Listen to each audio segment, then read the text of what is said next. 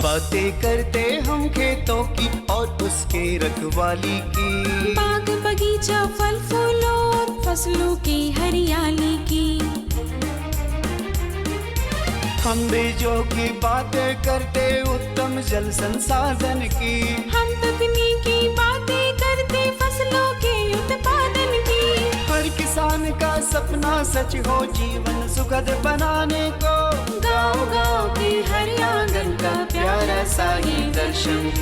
कृषि दर्शन, कृषि दर्शन, कृषि दर्शन, कृषि दर्शन, कृषि दर्शन, कृषि दर्शन, कृषि दर्शन, कृषि दर्शन। फल उगाए, फूल उगाए, उगाए गेहूं धान, अपनी माटी को सींचे, भारत की बढ़ाए शान। ये हैं हमारे किसान। कृषि दर्शन कार्यक्रम में आप सभी किसान भाई बहनों का तहे दिल से स्वागत है। रूपा भोजी का जोहार, नमस्कार। तो चलिए आपको लिए चलते हैं कृषि समाचार की ओर, जहां मिलेगी आपको कृषि से संबंधित कई जानकारियाँ। नमस्कार, कृषि समाचार में आपका स्वागत है। मैं हूं श्वेता। आइए देखते हैं आज कृषि समाचार में क्या है खास। 3 साल के अंतराल पर भूमि की मृदा का कराएं परीक्षण, 50% अनुदान पर किसानों को मिलेगा प्रमाणित संकर बीज, टमाटर की खेती के लिए अनुशंसित प्रभेद में लगाएं स्वर्ण संपदा। अब समाचार विस्तार से। 3 साल के अंतराल पर अपनी भूमि की मृदा का परीक्षण एक बार अवश्य कराएं। एक पूरी फसल चक्र के बाद मृदा का परीक्षण हो जाना बेहतर है। हल्की या समस्याग्रस्त भूमि की मृदा का परीक्षण बहुत ही जरूरी है। बिरसा बीज उत्पादन विनिमय वितरण एवं फसल विस्तार योजना के तहत 50% अनुदान पर किसानों को प्रमाणित संकर सरसों, तोरिया के बीज उपलब्ध कराए जाएंगे।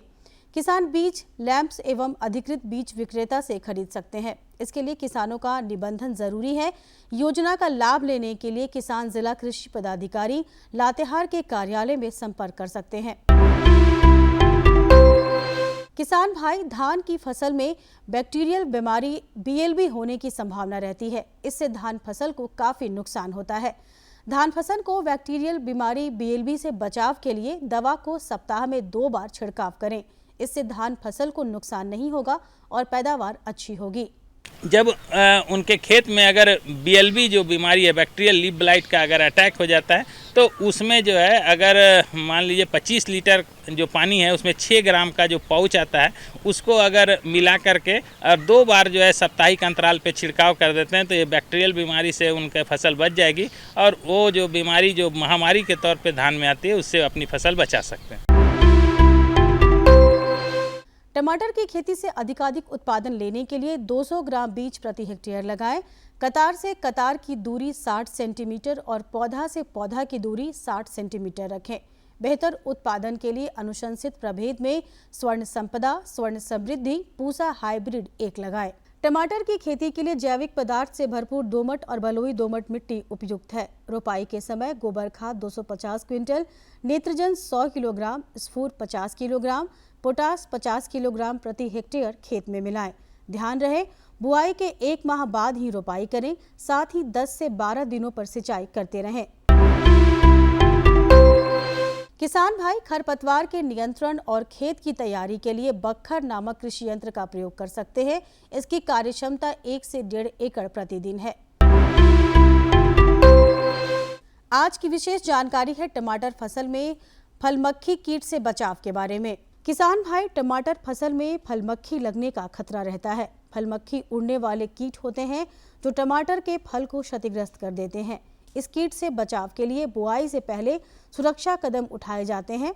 इसके लिए किसान कतारों में टमाटर की बुआई करें और टमाटर की हर 16 पंक्ति के बाद 1 पंक्ति गेंदा फूल लगाएं। और अब एक नजर राज्य के 5 प्रमुख शहरों के मौसम के मिजाज पर। आज राज्य के 5 प्रमुख नगरों के अधिकतम और न्यूनतम तापमान कुछ इस प्रकार दर्ज किए गए।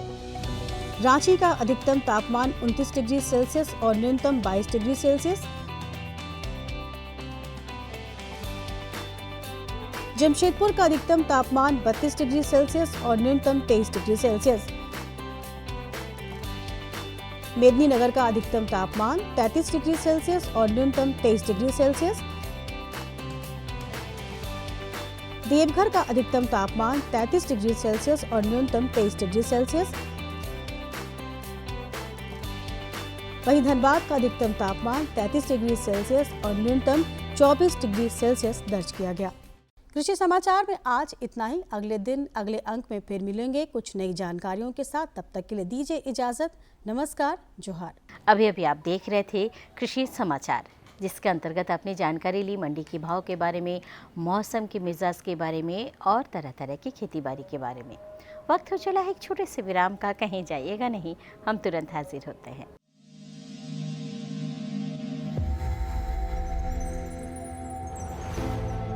आत्मनिर्भर किसान भारत की शान। उत्पादन में आत्मनिर्भर होने के साथ साथ फसल की कटाई के उपरांत उपज की हानि को रोकने, ग्रामीण क्षेत्रों में रोजगार सृजन करने और बीज से बाजार तक के विजन को मजबूती देने के उद्देश्य से 1 वर्ष पूर्व माननीय प्रधानमंत्री श्री नरेंद्र मोदी जी ने एक महत्वाकांक्षी केंद्रीय योजना एग्रीकल्चर इंफ्रास्ट्रक्चर फंड की शुरुआत की। इस आधुनिक इंफ्रास्ट्रक्चर से कृषि आधारित उद्योग लगाने में एक बहुत बड़ा बदलाव आएगा और बहुत बड़ी गति आएगी। साथियों, अब हम उस स्थिति की तरफ बढ़ रहे हैं जहां गांव के कृषि उद्योगों से फूड आधारित उत्पाद शहर जाएंगे और यही तो आत्मनिर्भर भारत अभियान का संकल्प है। एग्रीकल्चर इंफ्रास्ट्रक्चर फंड से पात्र लाभार्थी गोदामों का निर्माण कर सकते हैं, छटाई या ग्रेडिंग इकाई, पैकिंग हाउस, सप्लाई चेन और कोल्ड चेन जैसी सुविधाएं या फिर प्राथमिक कृषि प्रसंस्करण केंद्र की स्थापना कर सकते हैं। इस योजना के तहत पात्र लाभार्थियों को 2 करोड़ रुपए तक के ऋण पर अधिकतम 7 वर्ष के लिए ब्याज में 3% तक की छूट दी जा रही है। ऋण पुनर्भुगतान के लिए 6 महीने से 2 वर्ष तक मोरेटोरियम की सुविधा भी उपलब्ध है। इस योजना ने अब तक सफलता की कई मिसालें कायम की हैं, जैसे कि मध्य प्रदेश के लाभार्थी श्री विपिन त्रिपाठी ने एग्रीकल्चर वेस्ट से बायोफ्यूल बनाने का इनोवेटिव प्राइमरी प्रोसेसिंग सेंटर लगाया है। लोन मिलने की वजह से हम समय पर सारी मशीनों का प्रोक्योरमेंट और सारा सिविल वर्क टाइम पे करवा पाए, जिससे ये प्रोजेक्ट को लगाना संभव हो पाया। राजस्थान के लाभार्थी श्री यशवर्धन मुंद्रा ने सॉर्टिंग एंड ग्रेडिंग यूनिट लगाकर रोजगार के अवसर पैदा किए हैं। कर्नाटक की महिला उद्यमी श्रीमती ममता वी ने प्राइमरी प्रोसेसिंग सेंटर लगाकर प्रगति की नई राह चुनी है। ಸಣ್ಣ ಪುಟ್ಟ ಉದ್ಯಮಿಗಳನ್ನ ಮತ್ತಷ್ಟು ಅಗ್ರಿಕಲ್ಚರಲ್ಲಿ ಹೆಚ್ಚು ನಾವು ಇನ್ನಷ್ಟು ಸಾಧನೆ ಮಾಡಲಿಕ್ಕೆ ಕಾರಣಕಾರಕವಾದಂತ ಈ ಅಗ್ರಿಕಲ್ಚರಲ್ ಇನ್ಫ್ರಾಸ್ಟ್ರಕ್ಚರ್ ಫಂಡ್ ಇಂದ ನಮ್ಮ ಇನ್ನಷ್ಟು ಯೋಜನೆಗಳು ಆಯೋಜನೆಗಳು ಉತ್ತಮಗೊಂಡಿದೆ। राजस्थान के लाभार्थी श्री दिनेश भट्टर ने जीरे की प्रोसेसिंग यूनिट लगाकर आसपास के ग्रामीणों को आत्मनिर्भरता प्रदान की है। महाराष्ट्र के लाभार्थी श्री अनूप कुमार मोहता ने वेयर हाउस बनाकर अन्न भंडारण को सुनिश्चित किया है। आज देश के कोने कोने से किसान, कृषि उद्यमी, किसान उत्पादक संघ, प्राथमिक कृषि सहकारी समितियां, स्वयं सहायता समूह और कृषि उपज मंडियां इस योजना का लाभ उठा रहे हैं।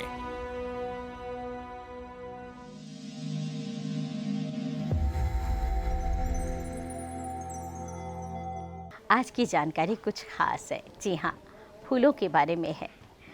तो फूलों की खेती, पैकेज प्रणाली और उसका मूल्यवर्धन कैसे करें, इस विषय पर हम आज आपको जानकारी दिलवाने जा रहे हैं। तो आइए लेते हैं जानकारी। आज हम जानेंगे कि फूलों की खेती कैसे करें और उसका मूल संवर्धन कैसे हो।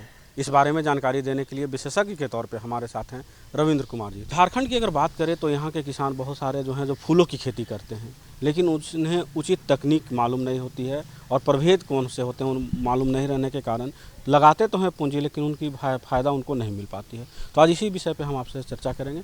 तो सबसे पहले जानना चाहेंगे कि झारखंड के परिप्रेक्ष्य में फूलों की खेती की क्या अवसर? जी, अगर झारखंड राज्य की बात करते हैं तो यहाँ पे फूलों की असीम संभावना है। किसान भाई, जो फूलों की खेती होती है मुख्य रूप से 2 प्रकार के फूलों के लिए होती है, एक कट फ्लावर, एक लूज़ फ्लावर। लूज़ फ्लावर जैसा कि हम सभी देखते हैं कि पूजा में जैसे हम फूलों को तोड़ के इस्तेमाल करते हैं, उसे लूज़ फ्लावर की कैटेगरी में रखा जाता है। और जब भी हम बाज़ार में देखते हैं कि कोई ना कोई ऐसा फूल, मुख्य रूप से अगर हम गुलाब फूल की बात करें जिसमें एक शाखा का एक हिस्सा साथ में लगा रहता है, तो इसे कट फ्लावर कहते हैं। तो अगर हम कट फ्लावर की बात करते हैं तो इसकी बाज़ार में जो डिमांड है वो ज़्यादा है, इसका मूल्य भी किसान भाइयों को ज़्यादा मिलता है। तो अगर कट फ्लावर की बात करें तो डच गुलाब की खेती किसान भाई संरक्षित संरचना के अंतर्गत कर सकते हैं। इसके अलावा जरबेरा की खेती किसान भाई शेड नेट के साथ साथ नेचुरली वेंटिलेटेड पॉली हाउस जिसके अंदर डच गुलाब की खेती की जा सकती है, इसके अंदर भी कर सकते हैं। और अगर खुले हम वातावरण की बात करते हैं तो किसान भाई बहुत ही आसानी के साथ ग्लेडियोलस की और गेंदे की खेती कर सकते हैं, जिसमें लागत भी कम आती है और इसके लिए किसी विशेष प्रकार की संरक्षित संरचना की हमें आवश्यकता नहीं होती है। अगर किसान भाइयों बात करते हैं डच गुलाब की और जरबेरा की, तो ये मुख्य रूप से कट फ्लावर के रूप में उगाया जाता है और ग्लेडियोलस इसके साथ साथ कट फ्लावर के रूप में उगाया जाता है। और गेंदा की अगर बात करते हैं तो इसे खुले फूले के रूप में या लूज फ्लावर के रूप में और उसके साथ साथ माला बनाकर हमारे किसान भाई बाज़ार में बेचते हैं और अच्छा मुनाफा इसका कमा सकते हैं। किसान भाइयों, सबसे पहले तो अगर गेंदे की खेती की हम बात करते हैं तो हमें प्रजाति का चुनाव विशेष रूप से ध्यान में रखना होगा। इसके लिए हम अगर जो हमारे पूषा अनुसंधान संस्थान जो आईराई नई दिल्ली स्थित जो अनुसंधान संस्थान है उसके द्वारा पूषा बसंती गेंदा, पूषा नारंगी गेंदा, पूषा अर्पिता, इन मुख्य रूप से इन 3 प्रजातियों का चुनाव किया गया है, इनकी अनुशंसा की जाती है जिससे हमें अच्छे आकार के और अच्छी उपज वाले फूल प्राप्त हो सकते हैं। इसके अलावा किसान भाइयों, इन 3 जो प्रजातियां हमने बताई इनको आप बीज द्वारा लगा सकते हैं और इसके अलावा मुख्य रूप से जो लगाने की विधि है वो कटिंग द्वारा लगाई जाती है। तो जो हमारे पास जो भी किसान भाई हैं वो उसकी कटिंग को तैयार करके या बाज़ार से उसकी नर्सरी जो लगाने वाले जो व्यापारी हैं उनसे खरीद के करके इसकी कटिंग लगा सकते हैं। इन 3 प्रजातियों के अलावा जो कलकत्ता से अक्सर हमारे किसान भाई हजारा गेंदा की बहुत सारी कटिंग खरीद के उसको लगाते हैं। ध्यान थोड़ा सा ये देना होता है कि जब आप खेत की पूर्ण रूप से तैयारी कर चुके हों, केवल रोपाई का कार्य बाकी हो, तभी जो कटिंग का ऑर्डर आपको देना है और जिस दिन उसी दिन आपको रिसीव होता है उसी दिन आपको इसको खेत में लगा देना है। अन्यथा किसान भाइयों, ये थोड़ा सा ध्यान देने वाली बात होती है कि जो बाज़ार में आपको कटिंग मिलती है वो रबर बैंड उसमें लगा हुआ होता है। अगर आप उसको उसी दिन खोल के नहीं लगाते हैं तो उसमें क्षति होने की संभावना रहती है और किसान भाइयों को नुकसान उठाना पड़ता है। अगर इसकी हम थोड़ा सा शुरुआत की बात करते हैं तो गेंदे की खेती में क्या होता है कि खेत की तैयारी आप अच्छे से कर दें और उसकी जो दूरी रखते हैं वो दूरी हम 45 × 45 सेंटीमीटर अगर रखते हैं तो हमको उससे अच्छी उपज भी प्राप्त होती है, अच्छा फलन भी प्राप्त होता है और अच्छा पुष्पन भी प्राप्त होता है और इससे अच्छी उपज भी हम सुनिश्चित कर सकते हैं। झारखंड के परिप्रेक्ष्य में अगर देखा जाए तो बहुत सारे किसान खेती करते हैं फूलों की, लेकिन कोई ओपन में करता है कोई शेड में करता है। तो कौन सी परिस्थिति अच्छी होती है और उसके लिए क्या सरकार के कुछ अनुदान है? किसान भाइयों, जैसा हमने आपको बताया कि अगर आप कट फ्लावर के रूप में डच गुलाब को उगा रहे हैं और जरबेरा को उगा रहे हैं तो गुलाब की खेती, डच गुलाब की खेती को आप केवल और केवल नेचुरली वेंटिलेटेड पॉली हाउस जिसमें जो तापमान है और जो नमी है उसको नियंत्रित करने के लिए हम पूरी तरह से प्रकृति पर निर्भर होते हैं। इसमें किसी प्रकार की कृत्रिम व्यवस्था नहीं होती है। किसान भाइयों, हमारी जो भी डच गुलाब की खेती किसान भाई करना चाह रहे हैं उन्हें हमारी यही अनुशंसा रहेगी कि आप नेचुरली वेंटिलेटेड पॉली हाउस का ही प्रयोग करें। बाज़ार में यद्यपि फैन पैड सिस्टम वाले भी अवेलेबल हैं परंतु उनकी लागत बहुत ज़्यादा हो जाती है। इसी के साथ साथ अगर आप जरबेरा की खेती की बात करते हैं तो इसे हम नेचुरली वेंटिलेटेड पॉली हाउस के साथ साथ हम ग्रीन शेड नेट हाउस में भी उगा सकते हैं। लेकिन किसान भाइयों, अगर हम दोनों की ही तुलना करते हैं तो जरबेरा की जो गुणवत्ता होती है फूलों की वो हमको नेचुरली वेंटिलेटेड पॉली हाउस में ज़्यादा बेहतर मिलती है, परंतु व्यावसायिक स्तर की जो खेती होती है इसको आप ग्रीन शेड नेट में भी कर सकते हैं। अगर आप अनुदान की बात करते हैं तो इसके लिए हमारे सभी किसान भाइयों को जो फूलों की खेती करने के इच्छुक हैं उनको यही सलाह रहेगी कि नेशनल हॉर्टिकल्चर मिशन या जो जिला उद्यान पदाधिकारी कार्यालय है उससे संपर्क अवश्य करें, क्योंकि प्रतिवर्ष किसान भाइयों इस फूलों की खेती के ऊपर विभिन्न प्रकार की योजनाएं आती हैं। उदाहरण के तौर पर अगर हम केवल जरबेरा की खेती की बात करते हैं तो न सिर्फ आपको वहां से अनुदानित मूल्य पे पॉली हाउस मिल सकता है, उसके साथ साथ ड्रिप इरिगेशन और पौध की व्यवस्था भी कर दी जाती है। तो अगर किसान भाई, जैसा कि रांची ज़िले की बात करते हैं, झारखंड राज्य की बात करते हैं, तो छोटे और मझोले किसान होते हैं जिनके लिए शुरुआती जो उसमें आवश्यकता होती है, जो मूल्य लगता है, लागत आती है उसको जो थोड़ी अधिक लगती है फूलों की खेती में अन्य फसलों की तुलना में। तो अगर आप उस अनुदान का लाभ उठाते हैं जो सरकार द्वारा प्रदान किया जा रहा है तो फूलों की खेती आप सरलता से बहुत ही कम लागत के साथ प्रारंभ कर सकते हैं। फूलों की खेती हमारे किसान बहुत सारे करते हैं, लेकिन अगर पैकेजिंग की व्यवस्था ना हो या मालूम ना हो तो फूल ज़्यादा नष्ट हो जाते हैं, जिनसे उनको आंशिक नुकसान होता है। तो इससे बचाव के लिए हमारे किसान भाई क्या करें? किसान भाइयों, अगर आप इसकी तुड़ाई की बात करते हैं तो सबसे पहला जो महत्वपूर्ण विषय होता है वो होता है कि किस समय पे इसकी तुड़ाई करें। क्योंकि अगर आप ग्लेडियोलस का उदाहरण लेते हैं तो इसमें अगर आपको दूर बाजार में भेजना है तो नीचे से आधार से जो 3 कलियां होती है उसमें रंग दिखते ही आपको उसे कटिंग कर लेनी है। लेकिन अगर आपको लोकल मार्केट में बेचना है तो जो आखिरी फूल है वो पूरी तरह से खिल चुका हो तब आपको बाजार में भेजना है। इसमें थोड़ा सा ध्यान देने की बात ये भी होती है, कटाई में थोड़ी सावधानी बरतनी होती है।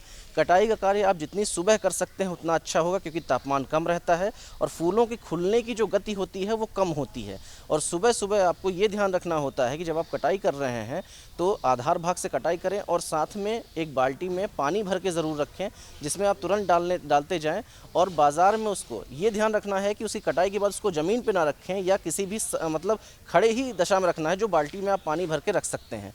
और सुबह सुबह अगर इसको बाज़ार आप भेज देते हैं तो इसकी लाइफ भी अच्छी रहती है, फूल जो खिलते हैं उनकी गति धीमी रहती है और आपको अच्छा मूल्य मिलता है। इसी के साथ साथ अगर आप डच गुलाब की बात करते हैं तो उसका भी जैसा हमने बताया कि कटाई का कार्य आप सुबह के समय करें, क्योंकि जब उसमें जो है जो फूल होते हैं उसकी खिलने की गति थोड़ी सी धीमी रहती है। इसके साथ ही साथ क्या होता है कि जब आप उसको पानी में डाल देते हैं, यदि आपके पास कोल्ड स्टोरेज की जो सुविधा है वो उपलब्ध है तो उसको 2 से 5 डिग्री सेंटीग्रेड पे आप स्टोर कर सकते हैं। इसी तरह से अगर आप गेंदे की खेती की बात करते हैं तो उसमें चूंकि आपको सुबह सुबह आप हार्वेस्टिंग के बाद से माला बनाते हैं, अगर आपको उसी दिन आप बाज़ार नहीं भेज पा रहे हैं तो इसको कोल्ड स्टोरेज में भी रख सकते हैं। बशर्ते इसमें क्या होगा, आपको कि इसमें पॉलीथीन से आपको अच्छे तरह पैक करके तब आपको कोल्ड स्टोरेज में भंडारण करना होगा। और यथासंभव जैसे ही कटाई आप करते हैं जितनी जल्दी हो सके इसमें बाज़ार में भेज देना उचित रहता है। किसान भाइयों, अगर इसी के मूल्य संवर्धन की बात करते हैं तो मुख्य रूप से जो झारखंड के लिए उपयुक्त है देसी गुलाब की खेती है। देसी गुलाब से गुलकंद भी बनाया जा सकता है, इसका अर्क भी निकाला जा सकता है, इसका गुलाब जल भी बनाया जा सकता है और इसके साथ ही साथ इसे विभिन्न प्रकार के जो सौंदर्य प्रसाधन होते हैं उसमें भी इसका उपयोग किया जा सकता है। इसके लिए आपको थोड़ी सी ज़रूरत होती है ऐसी कंपनियों से आप संपर्क कर सकें जो इसकी प्रोसेसिंग पे कार्य करती हैं। तो जो भी अपने ज़िले के या दूसरे राज्य में भी भेज रहे हैं या पड़ोसी ज़िलों में भेज रहे हैं तो ऐसी कंपनियों से आप संपर्क साधकर इसका अच्छा मुनाफा कमा सकते हैं। किसान भाइयों, आपने देखा कि हमारे विशेषज्ञ ने कितनी अच्छी बातें बताई कि फूलों की खेती कैसे करें और उनका मूल्य संवर्धन करके उचित मूल्य कैसे प्राप्त करें। इस बारे में जानकारी देने के लिए आपका बहुत बहुत धन्यवाद। धन्यवाद। ये थोड़ा तंदुरुस्त हो जाते हैं। दूसरी जानकारी है राजमा की खेती और मिट्टी के चुनाव के बारे में। लेते हैं जानकारी, उठाते हैं लाभ। किसान भाइयों, आज हम बात करेंगे राजमा की वैज्ञानिक खेती एवं प्रभेद के चुनाव के बारे में। और इस विषय पर जानकारी देने के लिए आज हमारे साथ है कृषि विज्ञान केंद्र बिशुनपुर गुमला के विशेषज्ञ मृत्युंजय कुमार सिंह। मृत्युंजय, जैसा कि आज का हमने विषय लिया है राजमा की खेती, तो सबसे पहले आप हमारे किसान भाइयों को बताएं कि राजमा की खेती करनी हो तो उसके लिए खेत की तैयारी कैसे करेंगे और किन किन शुरुआती सावधानियों का बर्ताव करके अपने वो खेत को तैयार करेंगे। किसान भाई राजमा की खेती जो लगाना चाहते हैं अपने खेतों की 2 से 3 बार पहली जुताई मिट्टी पलट हल से करें, फिर इसके बाद 2 बार देसी हल या कल्टीवेटर से जुताई करके हर जुताई के बाद पाटा लगाएं, क्योंकि राजमा की बुआई अक्टूबर महीना में होती है, उस समय बारिश कम हो जाती है तो जिससे मिट्टी की नमी जल्दी से उड़ जाती है। अगर खेत को खुला जोत के छोड़ देंगे तो नमी उड़ जाएगी। तो हर जुताई के बाद पाटा लगाएं और 2 से 3 जुताई करें। इसके बाद उसमें चूना का इस्तेमाल हो वो भी कर सकते हैं। केचुआ खाद या गोबर खाद जो है वो बुआई से कम 15 दिन खेत में पड़ना चाहिए, उसको भी उसी जुताई के समय मिला के खेत में मिला दें जोत करके, तो वो सड़कर पौधा के लेने के रूप में बदल जाएगा और पौधा को उससे ज़्यादा फायदा होगा, उपज बढ़िया होगी। अब बात आती है कि जब बीजोपचार करना, इसके लिए कितनी आवश्यकता है और क्या दर होनी चाहिए बीजोपचार की? किसी भी खेती के लिए खेती का मूल आधार है। अगर कोई खेती हमको बढ़िया से करना है तो उसमें सबसे ज़्यादा नुकसान बीमारी और कीटों से होता है। तो कीट और बीमारी से सुरक्षा हेतु सबसे ज़रूरी चीज़ होता है बीज उपचार। बीज उपचार करने से फसल में 50% कीट और बीमारी कम लगते हैं। तो बीज उपचार करने के लिए प्रति किलो बीज में अगर रासायनिक दवा यूज करना चाहते हैं तो बाज़ार में बविस्टिन नाम से दवा आती है, वो 1 किलो बीज में 2 ग्राम। रीडोमिल यूज करना चाहें तो 1 किलो बीज में 2 ग्राम। और जैविक दवा के रूप में आप ट्राइकोडर्मा विरिडी और स्यूडोमोनास इन्फ्लोरेसेंस करके दवा आती है, वो 1 किलो बीज में 6 से 7 ग्राम के हिसाब से यूज करके बीज उपचार कर सकते हैं। अब बात आती है कि लगाने का सही समय क्या होना चाहिए, कितने अंतराल पर इसको लगाया जा सकता है? जनरली जो राजमा की खेती है दो उद्देश्य से करते हैं, एक सब्जी के उद्देश्य से, एक दाल के उद्देश्य से, दाना के उद्देश्य से। तो झारखंड में जनरली जो राजमा की खेती होती है किसान ज़्यादातर सब्जी उद्देश्य से करते हैं, वो तीनों सीजन में करते हैं, गर्मी में, जाड़ा में, बरसात में। लेकिन जब दाल के उद्देश्य से खेती करेंगे तो वो अक्टूबर महीना में लगाएंगे। उसके लगाने का उचित समय 15 अक्टूबर से 15 नवंबर होता है। उस समय के बीच वो उसका बुआई हो जाना चाहिए, तो आपको अच्छी उपज प्राप्त होगी। मृत्युंजय जी, अगर हमारे किसान भाई राजमा की खेती करना चाहते हैं तो प्रमुख कौन सी प्रभेद है जिनका चुनाव करके वो खेतों में लगाए और उनको अधिक से अधिक मुनाफा मिल पाएगा? किसान भाई अगर राजमा की खेती करना चाहते हैं तो मालवी 137, मालवी 15, उत्कर्ष, अंबर, उदय और VL 63 प्रभेद है जिनका वो बुआई करके अच्छी उपज प्राप्त कर सकते हैं। और इन सब प्रभेद का जो बीज दर है 100 से लेके 120 किलो प्रति हेक्टेयर उपयोग होता है। और इसको जो लगाने का दूरी होता है लाइन से लाइन 30 से लेके 45 सेंटीमीटर तक। मिट्टी की उर्वरता के अनुसार, अगर मिट्टी कम उपजाऊ है तो 30 सेंटीमीटर लाइन की दूरी, उपजाऊ मिट्टी है तो 45 सेंटीमीटर। और ग्रेन से ग्रेन की दूरी, दाना से दाना की दूरी 10 से लेके 15 सेंटीमीटर रख सकते हैं। और प्रति हेक्टेयर 3 लाख पौधा होना अनिवार्य है। इतना पौधा 1 हेक्टेयर में होना चाहिए। अब सबसे प्रमुख बात आती है कि जो किसान भाई खेतों में राजमा की खेती कर रहे हैं उसके लिए सिंचाई की क्या व्यवस्था होनी चाहिए और कितने मात्रा पर उर्वरक का प्रयोग होना चाहिए? खेती के लिए सिंचाई सबसे ज़रूरी चीज़ होता है। सब फसल का एक क्रिटिकल स्टेज होता है। उस स्टेज पर अगर फसल को सिंचाई न मिले तो उसकी उपज सीधे प्रभावित होती है। तो जनरली जब दाना के उद्देश्य से राजमा की खेती करते हैं तो उसमें सब्जी की तुलना में सिंचाई थोड़ा कम लगता है, लेकिन फिर भी एक जो बुआई के समय बीज अंकुरण के लिए सिंचाई करेंगे, फिर जब फसल आपका 20-25 दिन का हो जाएगा उस समय एक सिंचाई करेंगे, फिर 40 से 45 दिन की अवस्था में सिंचाई करेंगे और फूल आने के समय तो ज़रूर सिंचाई करेंगे। उस समय सिंचाई की कमी होने पर फूल झड़ता है, फली का दाना का निर्माण कम होता है और उपज प्रभावित होती है। रहा उर्वरक की बात, तो 2.5 एकड़ खेत में किसान भाई कोशिश करें ज़्यादा से ज़्यादा जैविक खाद का उपयोग करें, जिसमें केचुआ खाद हुआ, गोबर खाद हुआ, साथ में रासायनिक खाद भी डाल सकते हैं, जिसमें प्रति हेक्टेयर नाइट्रोजन की मात्रा 100 किलो, फास्फोरस की मात्रा 80 किलो और पोटास की मात्रा 20 किलो और साथ में सल्फर भी डालें। सल्फर डालने से फसल अच्छी होती है, वो भी 20 किलो प्रति हेक्टेयर प्रयोग कर सकते हैं। मृत्युंजय जी, अंत में चलते चलते आप हमारे किसान भाइयों को बताएं कि कैसे राजमा की खेती को तैयार करें और क्या सावधानियां रखें ताकि उनमें कीट व्याधि का प्रकोप कम से कम हो सके। राजमा की बुआई करने के बाद जैसे उसका पौधा अंकुरित होता है तो उसमें बीमारी लगती है। पहला होता है जड़ सड़न और तना गलन बीमारी। जमीन से ठीक ऊपर जो पौधा का तना होता है वो कुछ काला रंग का हो जाएगा, पतला होकर पौधा गिर के मर जाता है। तो ये सबसे भयंकर बीमारी है राजमा की। इसके लिए आप फफूंदी नाशक दवा मैंकोजेब या ब्लू कॉपर से ड्रेंचिंग कर देंगे, पौधा के जड़ के पास जमीन को भिगा दें। दूसरा बीमारी आता है उसमें मोजाइक रोग। मोजाइक रोग वायरस जनित बीमारी है। इसमें पत्ती सिकुड़ जाती है और चितकबरा रंग का हो जाती है, जिसमें फलन कम आएगा। उसके लिए कीटनाशी दवा एडमायर या एक तारा का छिड़काव करें, उससे वो जो मक्खी होती है वो बीमारी को फैलाती है, उसका नियंत्रण हो जाएगा, वो नहीं होगा। तीसरा बीमारी आता है डाउनी मिल्ड्यू। पत्ती में पीला धब्बा बन के पत्ती जो होता है सूखने लगता है और उपज प्रभावित होता है। चौथा बीमारी पाउडरी मिल्ड्यू होता है, पत्ती के ऊपर पाउडर जैसा परत जम जाता है, तो उसके लिए सल्फेक्स दवा आता है या सल्फर आता है, उसका 3 ग्राम 1 लीटर पानी में घोल कर छिड़काव करेंगे तो वो बीमारी ठीक हो जाएगी। मृत्युंजय जी, आप हमारे इस कार्यक्रम में इतनी जानकारी दी, इसके लिए आपका बहुत बहुत धन्यवाद। तो अच्छी थी ना जानकारी। जी हाँ, हमारी दी हुई जानकारियों पर यदि आप अमल करते हैं तो लाभान्वित ज़रूर होते हैं, ये हमें भी पता है और आपके ख़तों के माध्यम से भी हमें पता चलता है। लेकिन इंतज़ार रहता है आपके ख़तों का, तो ख़त लिखना बिल्कुल मत भूलिए। अब बारी है आपकी हमारा पता नोट करने का, तो आप फटाफट कागज़ और कलम उठाइए और हमारा पता नोट कीजिए ताकि आप अपने सुझाव समस्या हम तक लिखकर भेज सकें। हमारा पता है कार्यक्रम कृषि दर्शन, कृषि प्रकोष्ठ, द्वारा केंद्र निदेशक, दूरदर्शन केंद्र, रातू रोड, रांची। पिन संख्या 834001। तो हमें रहता है आपके ख़तों का इंतज़ार। लिखना बिल्कुल मत भूलिएगा। और हाँ, आप हमसे फेसबुक और ट्विटर पर भी संपर्क कर सकते हैं। अब हमें और हमारी पूरी टीम को दीजिए इजाज़त। जोहार।